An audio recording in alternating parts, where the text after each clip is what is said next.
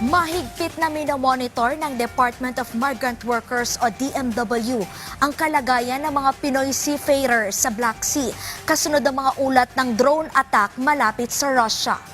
Kinumpirma ng DMW na ligtas na ang 17 Filipino crew ng MV Ana S at 22 crew ng MV Elina B na umano'y dumaan sa Black Sea.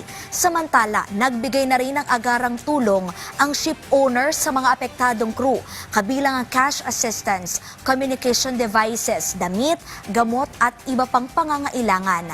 Nakaangkla ngayon sa Bosphorus Strait sa Turkey ang MV Elina B, habang inaayos ang mga dokumento para sa ligtas na pagbaba at pag-uwi ng mga seafarers sa Pilipinas.